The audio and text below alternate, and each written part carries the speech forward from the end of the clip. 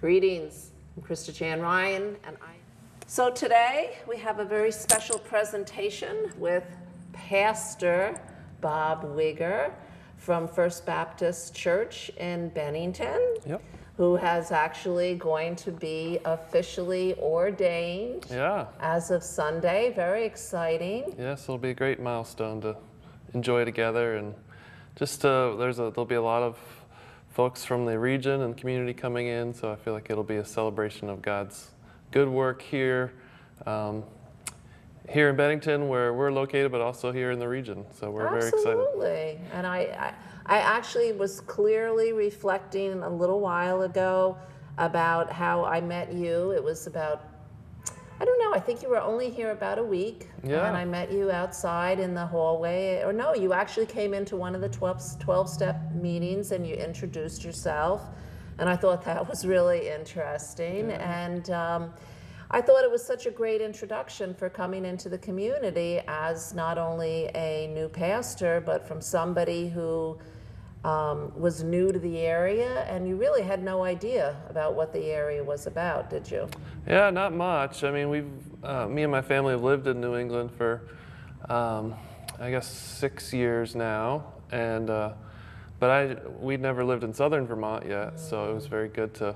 I feel like we were embraced by the community, and as I got to know folks at different meetings, I felt like I was really embraced by the recovery community too, so that was just a really special thing for me. Well, I loved what actually happened, and I was kind of waiting to see how it was going to happen, because usually when a pastor comes into the community, he latches on to whatever the special need is. That really is, it doesn't take long, let me just put it that way. And one of the things that I know I personally have been praying for is Turning Point, which has a massive job in the community, because they start on every arena of recovery, from the addict right down to the person who's dealing with the addict, right down to the family with the addict. And I thought you could have knocked me over with a feather when Ken said to me, Ken Sigsbury said to me, we're thinking of asking somebody of the clergy to sit on our board. And I thought, wow, that is so powerful that they're going to want to be able to bring something like that in cohesively. Somebody who's not in recovery, something, to me it was the joining of the secular world and the Christian world. Yeah, I was just so honored and amazed. It took me a while to come around to agreeing to it, because I just felt like this is a big responsibility, and I'm still new here, and I don't have a deep background in the recovery community, although I have a lot of ancillary, I guess you'd say, folks in my life up to now. So I felt like I'm not very qualified for this task to be on this board, but just to see the work that Ken is engaging in, and his predecessor Joan and Maria at Turning Point, they are doing so much, and the mission of, as far as I understand it, of Turning Point is self-consciously secular. So to have them reach out to someone in the religious community, I felt was a fabulous opportunity. Huge. And so it's been really, really great to get to know them, not only the board members, but just the folks that come in and out of the doors there, and go to different events and things like that. And I feel like slowly I'm getting to know folks in the community. I'm not naturally a mover and a shaker, so I'm kind of taking these baby steps toward what God is opening up for us here. Well, I think fortunately, whether or not you're a shaker or a mover, I don't think you have much choice in this situation. But I do want to get back to one thing as far as your experience. I do know you have a heart for the lost. I do know you have a heart for the troubled. I do know you have a heart for those that need to be embraced or helped, because I also watched that you grabbed a hold of with the food bank, and you're now running the food bank out, which feeds how many families? Oh, I honestly, I lost count. Yeah, I lose track. And actually, more recent breaking news: the food bank, which is under the umbrella of the Interfaith Council, which is also related to which also runs the free clinic, they actually just recently got their new space on Depot Street in Bennington. So yeah, we had them for a little while in our building. We got to see lots of people come and go and be blessed by the good work that they do there, and we were able to provide space. But they were kind of bursting at the seams in the space that we had in our wing there, and so they're off at Depot Street as of last month. But interesting. It's been really good to get to know all sorts of folks in the community, and the mission of First Baptist for many years was very closely tied to meeting human needs wherever we find them, and so that's a legacy that I've inherited from my predecessors as pastors and leaders, and it's been a beautiful thing, and I feel like God has called me to maybe take that in the next step, and I feel like I wrote a little, I guess you'd call it an editorial for the Bennington Banner about my heart for what we call Mercy Street, and I was just recently trying to remember what I said, because sometimes people come up to me like, oh, I read this, or oh, I saw this. I'm like, what did I say? I don't remember. So not one of your kids clipped it out and hung it up over your desk? Yeah, well, it's on our website if anybody wants to check it out. But just to realize that, it could be said that the addiction crisis that we find ourselves in is the number one challenge of our generation. Amen. And I think, I have to keep reminding myself that is the reason why we're here today. Yeah. Is because, and that was actually the next step, is that, even though you don't have the experience, you do have the heart of where we are in our cultural setting right now, which is, we're in an epidemic. We are in a catastrophic epidemic situation where it's surpassed poverty, it's surpassed homelessness, it's surpassed hunger. It's just, to me, I still continue to have to remind myself where we are in this. Yeah, and I've learned that we're all affected by addiction one way or another. Absolutely. I have extended family who were very deeply affected by addiction, and that naturally just trickles down, so to speak, to myself even. And so even though my extended family members, by God's grace, were able to get sober, still it does affect me in my life. And so I can relate in small ways, in my own way, and I can also look around the community and say, okay, God has brought me here to the community. I mean, last time I sat here with you, I shared some of that story. God may very clearly open all these doors for me to come to minister in the middle of Bennington. And so, I don't want God's ministry that He's established to only stay within our four walls. Yeah, absolutely. I want our ministry, God's ministry, to somehow be a blessing for God's grace to come down to anyone who we can somehow reach. Yeah, and so Pastor Bob, this is something that you felt, and that was actually very necessary. And I guess what you did is you took the blueprint of what was started actually in New Hampshire. Right, yeah. Which actually, again, right now, according to statistics, New Hampshire now has the highest rate of drug overdoses than any other state in the country. Wow, yeah. Yeah, as a new pastor in the American Baptist churches of Vermont, New Hampshire, I was slowly starting to get to know other pastors in the region. And there's in Plastow, New Hampshire, which is right across the border from Haverhill, Mass. There's, Plastow's not a very big town, but like most towns, it has a First Baptist church. And Aaron Goodrow is the pastor there. I met him at one of our regional meetings, and he actually did a presentation on what they call Mercy Street. which is a gathering. I think it started monthly and now it's twice a month. Wow. A gathering of, they call it for all souls affected by addiction. And, you know, it's a place to find community, to find some spiritual hope and spiritual help. Because I've realized, and at the same time, I met Aaron, and I was really taken with what God has been doing in their Mercy Street gatherings. And I felt like, well, maybe that's something that would make a difference here. I don't know.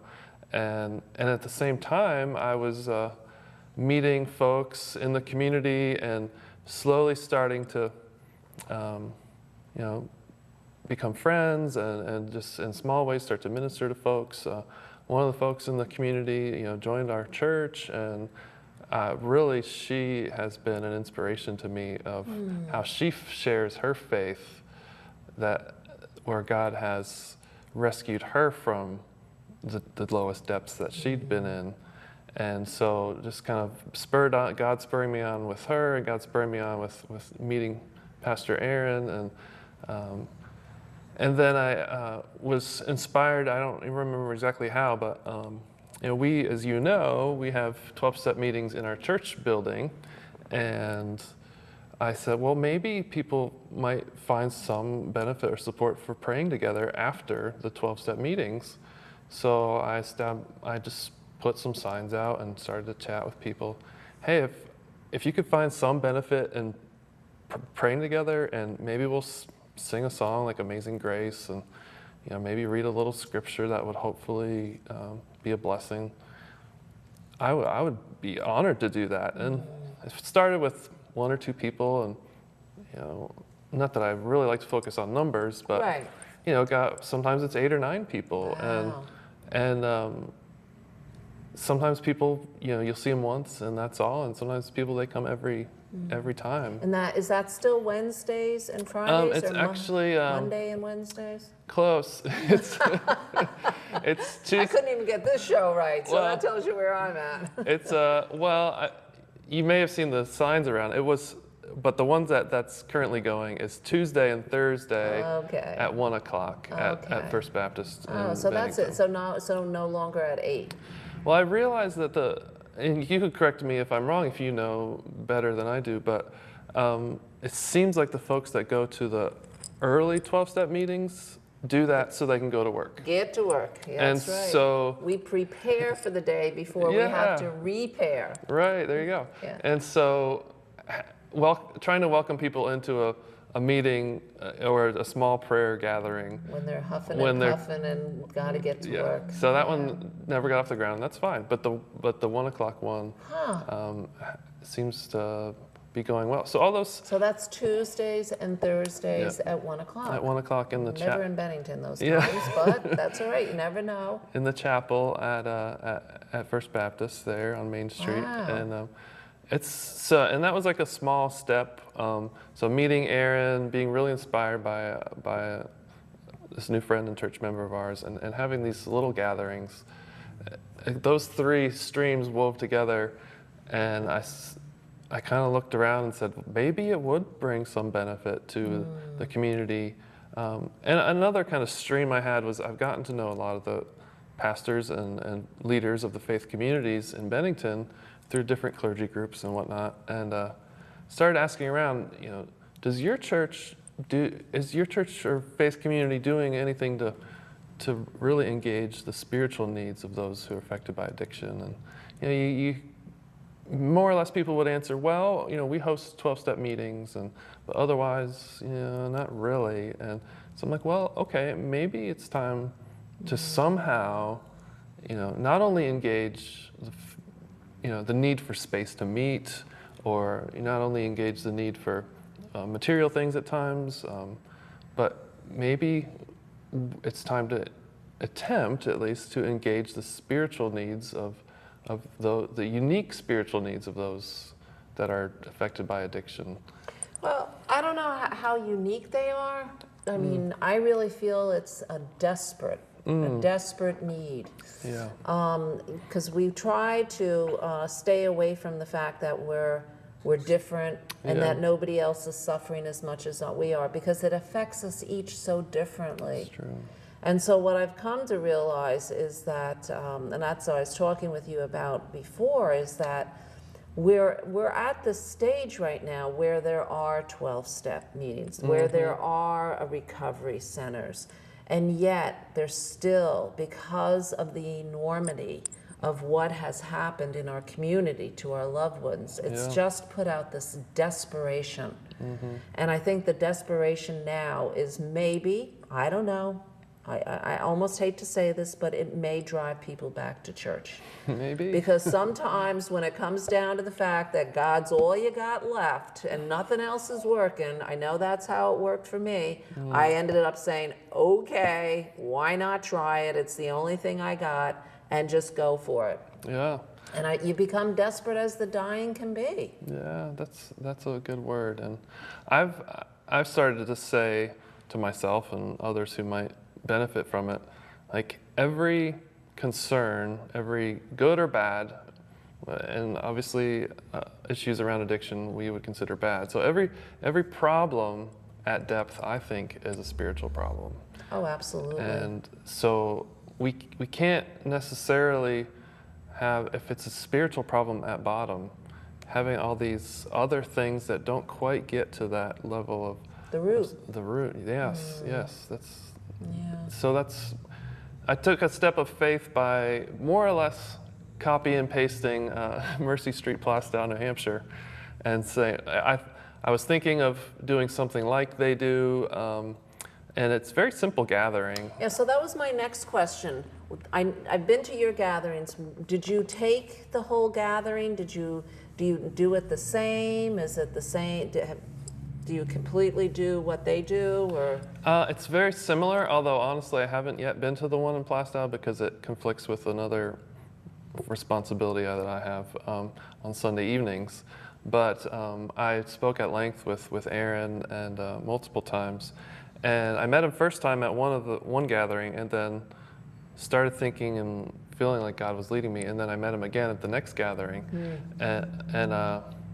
and actually it turns out that he and his wife and myself are third cousins, but Really? small world. Isn't that wild? Well, they say as the world gets bigger, it really gets smaller. Yeah. I mean, as we get out there more, the world becomes smaller, and who we're associated with and related to. Yeah. So we actually, to kind of tell part of the Mercy Street Plastow story a little bit, Pastor Aaron was already somewhat connected to the recovery and addiction community. So he knew a young lady from one of his connections. He saw her walking down the street one day, and the next day he found out she passed from an overdose. And of course, that really touched him deeply. And he knew her parents quite well. Oh, yeah. And so he was able to conduct the funeral for her, which of course was a powerful and moving and difficult thing. And one of her parents, I can't remember which, is a real go-getter and said, I don't want this ever to happen again, and we're going to do something about it, and we're gonna get together and let's find out what God wants us to do. And he told me they were in the front row at her funeral in First Baptist Plastow, and they've never left. Every Sunday they're in the same spot. So God really got a hold of them and kind of used them as some of the energy to create this gathering. So a lot of the folks that they're really affecting and blessing are those in a very similar position or who have lost loved ones. Yeah, it's devastating. Yeah. It completely alters and changes your life forever. A lot of people, the statistics of, first of all, losing a child, and I don't care what age it is, it's the statistics have gotten better because there's more programs out there. But I believe the statistics used to be 80% of the marriages end in divorce. Yeah, I believe it. And then what's gotten better is it used to be 48% of the parents who have lost a child can never go back and function fully back into society. But since there's been a lot of grieving groups like Compassionate Friends and other groups that have come together. I think the statistic now is more like now 32%. Okay. That's wow. still high. Yeah, That's still high. difficult. And when they say it alters, and this is where I think I had a long time trying to reconcile with this, because I lost a daughter in between my both sons, is, you know, at what point do you allow this experience to bury you? Wow, yeah. And it can happen. It can happen if it's not the anger at the drug dealer, if it's not the, you know, it just, unless God intervenes and turns it into, you know, you decide, you make that choice to become better and not bitter. And that sounds what these people decided to do, is to use this experience. Yeah, so they do a simple gathering of that features music of some sort that brings some hope, and it features story, you know, people from the community. It's not just Pastor Aaron talking and preaching. That's not the deal there. Head. It's people telling their story of how addiction has affected them and where they're at now, and hopefully offering some sense of hope and community. And so they do music, they do story, and they do prayer. And those are really the only three elements of the gathering. And so we've taken that and run with it. And as you know, and I know you yourself are too, I really enjoy making music. Well, that was going to be my next, the next contribution that you have offered this community has been your music. Oh, well, I really enjoy making I call acoustic music. So, you know, as it's a common story in many of our historic churches, or even just average churches, it's sometimes hard to find church musicians. And we had one leave, and then another left town. The rotating band. Yeah, so for better or worse, it comes down to me playing for church at times. And but we also get to, actually I've gathered other pastors in the region, or just friends. I'm thinking back to, I guess it was Good Friday night, where you got Pastor Spike, and there was a couple other people from the community. And Pastor Jason from North Pownell. Right, So, it was beautiful. And I so enjoy your music. I mean, I'm crazy about music anyway, but I have to tell you, the one thing that really tipped me over the edge was when we were having a 12-step dinner, and you came in and you invited anybody from the community, and we all kind of piled in there for the beautiful service. But I have to say, the music was just over the top, and we all loved it. And I think that was like the beginning of a lot of experiences with people who were recognizing you for the talents and the love that you had for Christ through your music. And I thought, to me, I don't think I have yet ever heard anybody do a rendition of Go Tell It on the Mountain that you did. Well, I think I had the banjo for that one. You had the banjo, and it was superb. Yeah. And what I also have, which is really stuck in my mind, and I forget where we were coming. We were coming back from somewhere, we were west, and we were coming east, and we were coming through town, and it was either a Monday night, and they had moved the whole South Street Cafe jam night. It was a jam night. Okay. And there had to be at least 15 people out playing on the street. And as I'm driving by, there you are. And of course you stand up because you're so tall, but there you are in the middle of this jam with your banjo just strumming away, and the music, I mean, it was great. Yeah. It was really great. Well, I really enjoyed the music community in Bennington, and just to be a small part of that. I've invited, just last Sunday, my friend, his name is Brian D'Angelo, he's a percussionist in town. And since we're in between permanent musicians, I just have invited some friends to fill in. So he in your regular church service? Yeah, in the normal church service. And so I think the question that some people have about our Mercy Street gatherings might be, well, is this just another church service? And to me, it's not a church service. It's an open gathering for anyone who would feel like they could benefit from some community and from some encouragement, just reminders. One of our slogans is "You are loved." You know, Amen. just a reminder that you are loved, no matter who you are, what you've done, where you find yourself. You are loved, not only by this community, not only by myself as much as I'm able, but by God Himself. And many of us recognize a higher power of some sort, and I feel like the higher power that I've come to know, I know personally through Jesus Christ. And if someone can benefit from how we gather and how we share the love of God together, that to me that's what we're here for. So we just like it's similar to the Mercy Street Plastyle. We do some song. We try to keep it upbeat.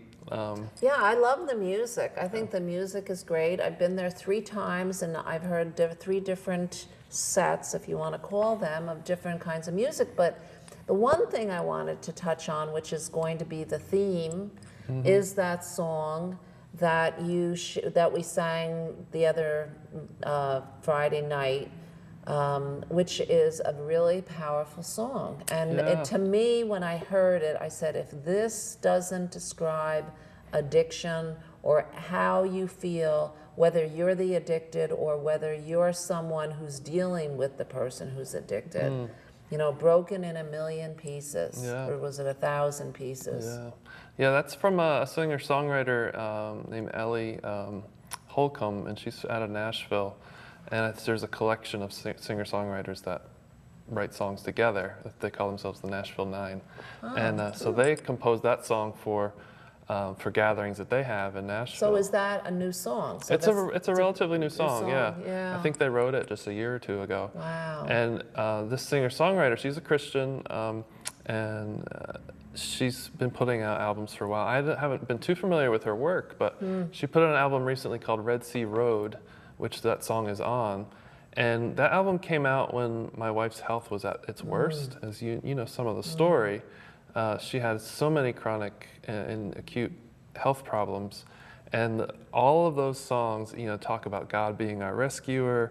The whole Red Sea Road, God is bringing us through the storm, and things like. And so that song is right in the middle of that album, and as I've kind of alluded to, I haven't personally, been in addiction, been in recovery, but I've struggled with depression. So I think you could tell me if you know, because I haven't experienced a whole lot of different things, but I feel like there's a lot of similarities. Oh, absolutely. And so having a song like that really spoke to me of, I need a rescue, I need a reckoning. And the first half of the song is sort of a downer. It's a little bit in despair, and then the song kind of rises above and says, God is my, it doesn't say it explicitly, but it's very implicit, that God is my rescue, God is my He is the one that is lifting us up. So we've sort of adopted that song as a theme song, and we'll just keep playing it, and hopefully it'll keep touching lives. And absolutely. I like the old Hank Williams song, I Saw the Light. We sing that one. And that was great. We usually do Amazing Grace, things like that. So as much as I do love the music, I have a hard time picking which is my favorite aspect of the gatherings, because I love it when folks are willing to share their stories. Of course, not everyone is willing, that's fine. But when people do step up and say, I have a story to tell, and I want others to hear it so they might know that their story is still being told, and their story still being written. Yeah, and that's something we want to get out today, is that you're always interested, always looking for somebody who is willing to come. The second Friday of every month, 7 p.m. at First Baptist Church in Bennington on Main Street. Yep, at 601 Main. Yep, second Friday of the month. We just decided to put it there. We thought about other times, but there was too many conflicts, so we just decided to stick it at second Friday of the month for every month until God makes it clear our run is done, but I don't see any of that happening anytime soon. So Yeah, I was very excited to see that and I love the fact that we moved into the chapel. yeah, I love that space. It is such a great It's space. very intimate, and you actually, because I think for the most part, a person who's really suffering in a lot of pain wants to isolate themselves and set themselves apart and sit away and just kind of be. Whereas the chapel kind of brings people together, Yeah. so that there's an undisclosed or an unmentioned unity that comes, that starts to really, you feel it. That's what I felt when we were in there. And I thought it was really interesting with that one of the women who had a prayer request. She had just come from Asheville, and same situation down there. Not a young couple, an older couple who had lost a child to an overdose, and now their journey is about opening. They had started with their own home, bringing in people, getting them the help, feeding them, loving them, giving them a place to stay. Because what you'll start to see with this whole cycle is that the homeless, the drug addiction, the hunger, it's a secular cycle that ends up kind of staying in the same format. Right. And what ended up happening is now they're at the point where they need a much larger building. I mean, they've gotten to the point, and I guess these people go from point A to point, they feed them and they get them in recovery. That's fabulous. And I mean, that brings to mind one thing Pastor Aaron really encouraged me is to make Mercy Street more than just about the gathering. Right now we're in this early phase. We started this summer, and here we are at literally the last day of summer today. And so we've only done 3 gatherings. So I feel like we're still getting going. Right. But he encouraged me to think and pray on what could we do that's outside of our gathering that can be a blessing to the community. And so they, for example, they have a closet in the church building that's full of backpacks full of clothes for kids who may be removed from their homes because for their own safety. And sometimes they're removed from their homes that are in dangerous situations, and so they help provide for the needs of kids in that very particular situation. And they also have a closet full of diapers for those who may, so they're doing stuff that's not only focused on the gathering, and I hope that God will show us and where we can go from here. But even still, having a gathering where people are hopefully finding some sense of community, some sense of hope. I've learned, us pastor types and maybe others, Pastor types. and maybe others too, are so easily focused on numbers. Yeah, you can't. And for example, we host a weekly Bible study, and 2 people came, and so even admitting that in public is almost like, are you sure you want to admit that? But going in, okay, 2 people came, it's 15 past the hour, are we going to get going, or what are we going to do? And I'm like, well, let's just go ahead. And we had the most moving time I've had in such a long time. Our faith was built up in ways that I haven't experienced in a while. And the 2 people that came, my wife and myself, and 2 church members, and they seemed to really be built up. So all that to say, if one person comes and they're change one soul, if their life is touched, you've done it. Yeah, thankfully we have a decent amount of people coming, so that's hopefully just more blessings. But at this, I don't want to care about the numbers. I want to packing the church. I want to care about individuals, and I want to care about the faithfulness that God is calling us to. So that's my. It's not quite New Year, but New Year's resolution is that. Well, I think for yourself, just my observation is that, first of all, you're brand new. You've just moved into a community. You moved into a church that is I don't want to say, it's very structured and it's very set with who they are and what they're doing. It's historic. It's very historic, and here you are, this banjo playing, open, beautiful spirit pastor who really has a heart for the community.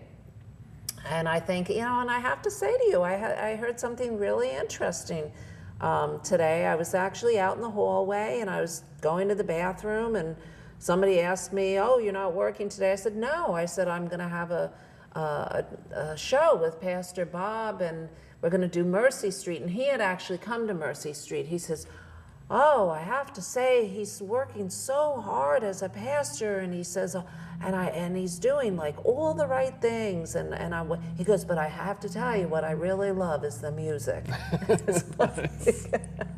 I said, "Well, you know, if that's one of the best attributes, that's not such a bad thing, right?" Yeah, I think there's something special. I mean, God says, and lots of times in the Psalms, sing to the Lord. Oh, absolutely. So there's something special when we gather around praising God together. Wherever we find ourselves on the spectrum of faith, God is going to move in us and draw us closer to Himself, Lord willing, and to gather together around music, and to gather together around story, to gather together around prayer. And I love praying in groups. I love praying for groups. I love praying, especially just one-on-one. If somebody's willing to come ask for prayer, that is such a rich privilege. So we have one community member who comes who's got a real tough story with loss in her family, and she was just in a real tough spot, and she was encouraged to come to our gathering, and her eyes were not dry the whole time, and you could tell she was very deeply affected, and I was just so encouraged that God would be touching her even through our little gatherings. I'm always amazed that God does. He shows up. Yeah. He shows up, and it's us that really have to take the initiative to be able to risk what we think or what we hope is His will. And for me right now, I'm realizing that we're just dealing with a really hurting society, and it's collectively, I don't know, I can't believe that it's ever been this bad. That we're in a situation right now where there's two things that are going on. We need God more than ever, and we need an intimate relationship to be able to compassionately work with people who are also extremely in pain, hurting. Yeah. And I think at this point in time where we are in society I think the pain is so great that there's just no more of this go home and suffer through it type of thing. Yeah. I think people have got to start taking action of not only sharing the pain, ridding the pain, dealing with the pain, because I think it can lead to suicide. It can lead to failed marriages. It can lead to all of the things that are going to really devastate our community in the end. Yeah, there's a lot of human suffering, but when I read the scriptures, I see God taking suffering and miraculously, mysteriously turning it inside out, where when He does take suffering into resurrection, then it's better than it ever was. I feel like that's kind of the paradigm that God uses, the life, death, and resurrection. And when you come through on the other side of resurrection, new life is better than it was even before. And I feel like we experience that in a lot of different ways. On every level. Yeah. Yeah, my favorite line is, my most painful crucifixion have become my most powerful resurrections. There you go. That says it all. You know, and it's like, and of course we don't have the choice. That's the hard part. I think probably 9 times out of 10, maybe 10 out of 10, if people had the choice, do you want to? Nobody's going to say, yeah, give me the pain. Yeah. I just want to sign up for the pain. I love the pain.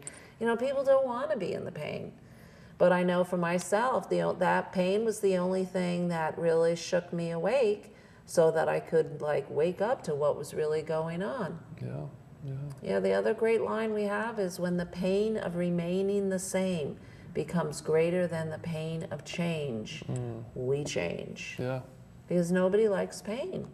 It's true. It's very true. And I think for the addict, what ends up happening is when the drugs and the alcohol stop working, because eventually you get through that stage, it's either death or it stops working. Right. And then all that's left is the pain.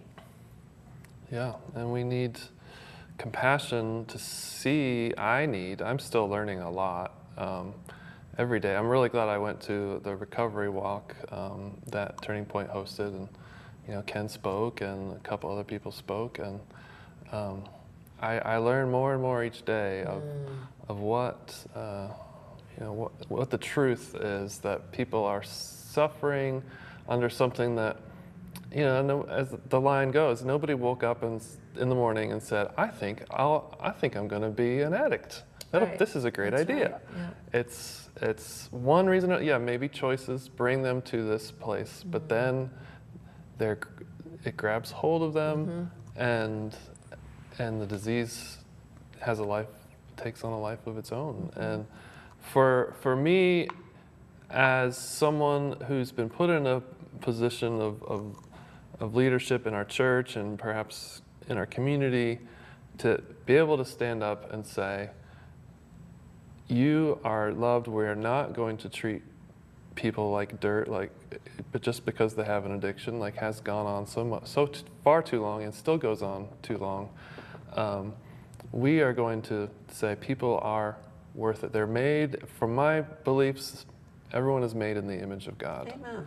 And no matter who you are, what you've done, where you find yourself, you are still made in the image of God. You are worthy of being taken care of. You're worthy of being loved.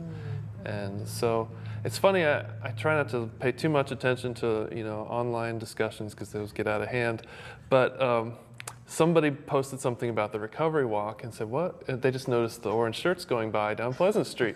And what are the orange shirts? And people were putting little jokes up, and that's fine. But somebody said, and they're really just disparaging addicts in their comments. And then the cool thing was, all the comments that followed really were getting on that person's case and saying, you know what, all the people I know in recovery are the strongest people I've ever met. And for you to talk about people this way is really inappropriate. And it's just ignorant, really, because that person doesn't really understand.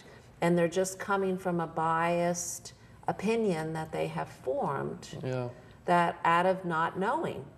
So for me to see what my cynical side would have expected people to be like, yeah, those X, Y, all the terms. But it was people saying, hey, this is a great thing. And I feel like maybe there is a shift that has happened. It has to be. Yeah. It has to be. Recovery is not an easy thing, but it's worth it. And most people, if they had the choice, they don't want to work on themselves. Yeah. Nobody sits there and says, oh yeah, okay, so let me do the 4th step. I'm going to clean up all the things that are wrong with me, and then I'll try to figure out what's the good way to go with. It's ego deflating. People have pride. There's a lot of issues. Yeah. Getting back to your whole analogy about really loving people, but I don't know if you know the whole format of how Celebrate Recovery started, which is a Christian I'm just going to give a little plug for Celebrate Recovery, but that's been around for 25 years, and it's still the 12 steps, it's still the 8 Beatitudes, it's still the 8 principles, and it was started 25 years ago, maybe 26 years ago, where Rick Warren found John Baker homeless on a park bench. His wife had thrown him out. He was a fall-down drunk. Nobody in the community wanted anything to do with him. And Rick Warren picked him up, said, come to church. He fed him, he clothed him, he gave him a place to stay, and loved him back to health. Wow, yeah. Now, all I can think of is what would have happened if Rick Warren hadn't done that. And if what it would have happened to him if he, he had gotten into other 12s. No, he wasn't. He hadn't even started recovery at that point. Wow. He was just a fall down drunk laying on the park bench. So what would have happened if somebody hadn't loved him back to health? And that's what I think is what people really don't see, is that person who's on the street who, is out of it and holding a beer or ready to fall off their bike, or it's like they don't need condemnation.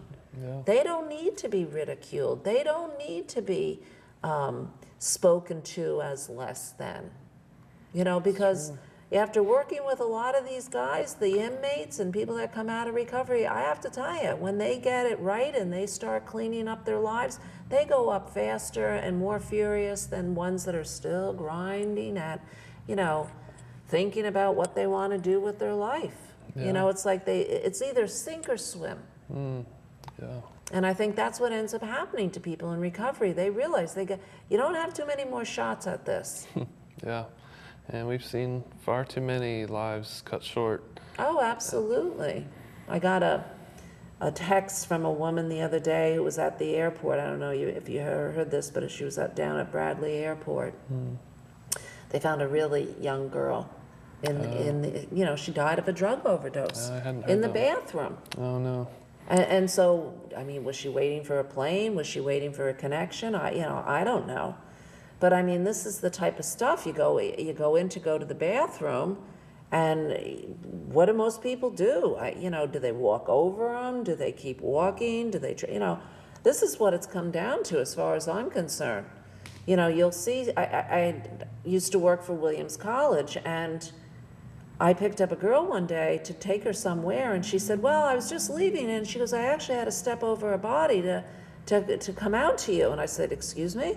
And she said, yeah, this guy was just laying on the floor. And I'm like, well, I think we better call the nurse, or we better call the infirmary, because he could be dying at this particular point.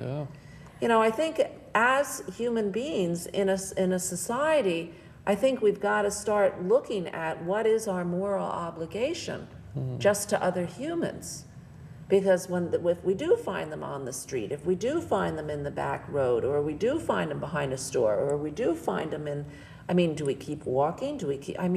That's the piece that I think has gotten to be very important, that in this epidemic right now, minutes, seconds, an hour could be too long to wait. Oh, I'll go down and get somebody. It's like, no, I think you've got to realize that we're at an epidemic proportion situation, and when we do find somebody lying in a car or on the road or in the street or on the bench or whatever, I think we have to start becoming more proactive.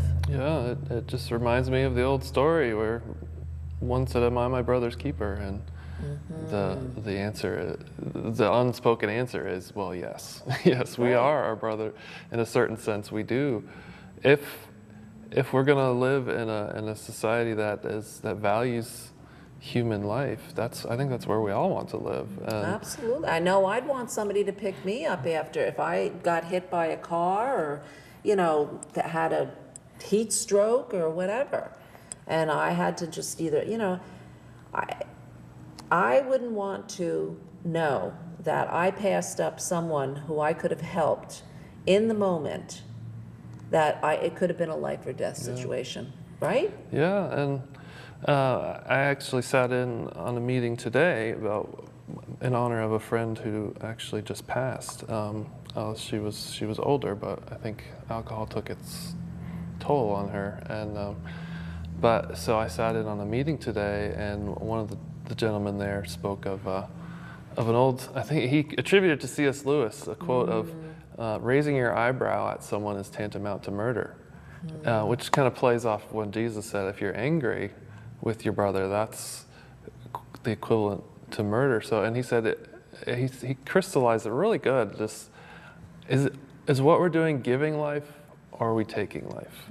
Even in the small interactions like raising an eyebrow, am I going to non-verbally criticize you, is that giving life or taking life? And, or all the way down to, am I going to step over an unconscious person because it's going to inconvenience me? Are we giving life or are we taking life? And if we believe that we've been given life, I'm not alive because of my own abilities or choices. I was just given this life as a free gift.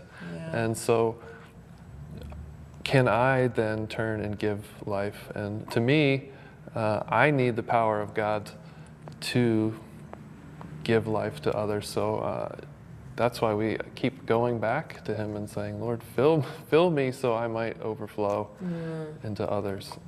Abundantly, so we can give to others. And He will. And He will. He does. And I just think, again, I'm going to say, I just so appreciate you to stepping up to the plate as a new pastor in the community of Bennington and filling a need that I think is ever so needed. And it's really, for me, looking at what can happen in the region. Yeah. And that's where we are, because I'm sure North Adams, I know without a doubt the Berkshires has a very serious problem. And that if we can all work together, and I know one of the things that really set the ball a little bit faster is that when they closed down the North Adams Hospital, and the lack of service all of a sudden started getting fewer and few between. So now the focus is up in Pittsfield or Bennington. Right. So now we're at two opposite ends of the spectrum of where and how we need to deal with this epidemic situation. Right? Yeah, and I've gotten to know some of the pastors in North Adams, and I know Pastor Aaron over in Plastow. At least a piece of his vision is to have gatherings multiply, and so I assume that just the fact that we were inspired to start one in Bennington was an answer to one of his prayers, and so. Maybe, Lord willing, we could inspire others to take up a similar, copy and paste. Maybe works, maybe doesn't, but you can at least, well, I used to be a computer programmer, and my life was copy, paste, and modify. So, you take a good idea, you tailor it to your situation, and I considered Aaron's idea a good one, and we're attempting to tailor it to our situation. Absolutely. So we're going to just go over this one more time. We are having a special presentation of Mercy Street with Pastor Bob Wiegers, who has it every second Friday of the month in Bennington at First Baptist Church on 601 Main Street, where you'll be able to come and fill your ears full of beautiful music, fill your soul with beautiful prayer, and fill your head with a very wonderful, interesting story. Yeah. And if anyone out there is interested, we're going to have your information on Mercy Street at the end of this presentation, so that if anyone else feels compelled after they've watched this and want to get in touch with you and be able to come up and be a part of it, you never know where it's going to go, right? We're very happy to have folks gather. We do have, for this next gathering,